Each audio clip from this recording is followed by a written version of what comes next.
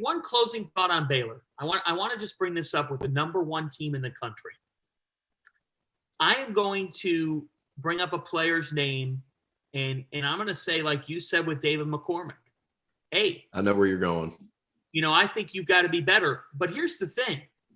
I actually think he can be better. Like Rob is the David McCormick theory is it ain't going to happen.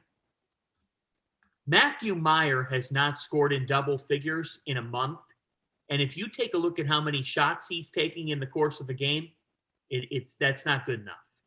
That's not good enough. Matthew Meyer is supposed to be the glue guy to this Baylor team.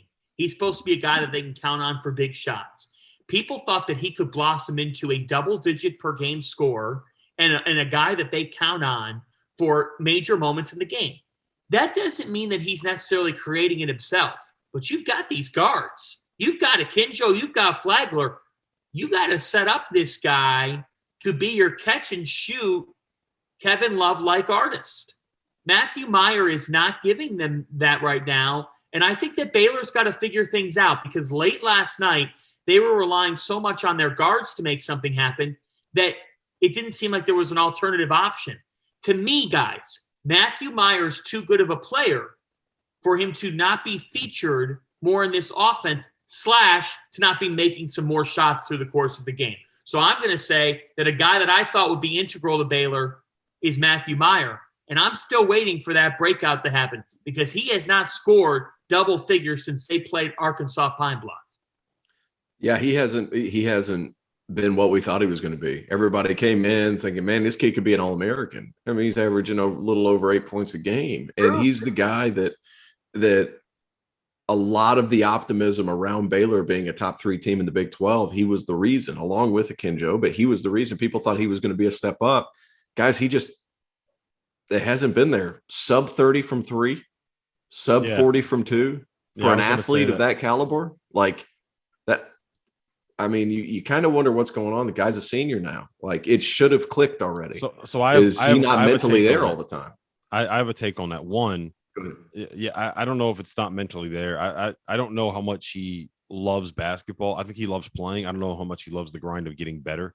I think he's just one of those. So mentally there. Mentally there. I think he's one of these dudes that just kind of enjoys being a college kid that gets to play basketball at the same time. Does that make sense? And the other part of it is, I don't think that he's the best at either of the roles that you need him to play on this team, right? He's never going to be a better knockdown shooter than LJ Cryer and Adam Flagler, because those are two of like probably the 10 best shooters in the Big 12. Like those two dudes get it done. LJ Cryer is a top 5 scorer in the state of Texas in the history of high school basketball in Texas. Like that dude is a bucket. Adam Flagler has proven it over and over and over again that he could hit big shots. Matthew Meyer is never going to overtake that role. When you have at the 3 and the 4, then he's competing with 2 guys that are potential one and done talents that are elite at kind of being switchable defenders that bring everything else together. Kendall Brown can kind of create in secondary actions, catch lobs, is a better defender, is a better athlete than Matthew Meyer. He does all of the things that you want to do in that role better than Meyer does as a freshman. Meyer's a senior. I think you can make the same argument about Jeremy Sochan. Now, is it a little bit problematic that your senior's not able to go out and win those roles? Yeah. Is it less problematic because he's doing it with 2 guys that are freshmen and one and dones that are both going to end up being, I think Brown will be a lottery pick and Sochan will, if he wants to leave, will probably be like a top 40 pick.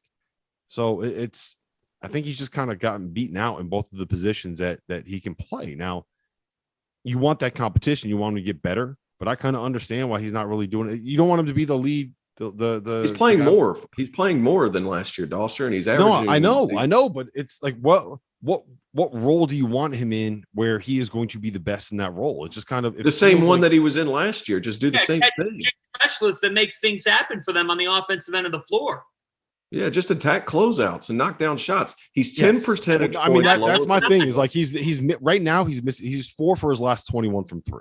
Right. So if he gets that turned around and instead of going 4 for 21, we're talking about like 8 for 21, then you're back to what it was before. And you probably don't lose this game if he's making more shots. But what I did notice when I was down at Battle for Atlantis, he's taking it off the rim and then going and looking for his own offense as opposed to last year. Right. Right. So like he'll go and get a rebound and he'll take off dribbling, looking to score. Last year, he'd get that rebound, hit, run the floor, and then he'd find good shots by somebody else. This year, he's trying to be more aggressive, which you understand. He's a senior. I understand all that, but he's also relying on shots that maybe aren't to his bread and butter. He's a catch and shoot guy or a 1 or 2 dribble pull up guy. Mhm. That's what he is. And the thing is, go ahead, Fanta. Well, but he is. You're exactly right. But here's the thing about Kendall Brown. Kendall Brown is a playmaking player. They should play well together. They should play well together. Because here's the thing: Matthew Meyer's not knocking down shots right now, and Kendall Brown hasn't scored in double figures in 5 games. You got to get offense from somewhere. This is what we talk about with teams in March. If you are susceptible to a perimeter drought in a game, and James Akinjo is also struggling to hit shots because he's an All-American caliber talent, that leaves you in a very difficult predicament. Because at the end of the day, when you're playing the second game in 3 days and your 4th game in 10 days or what feels like 5 days, you've got to have offensive options. Yeah. At a certain point, You're right. At a certain point, you've got to score the basketball. So the concerned big picture with Baylor was revealed last night in that a switchable defense who gets up in them and makes their complementary players have to hit some shots. That's not happening right now for Baylor. They don't have a depth to their offense. No,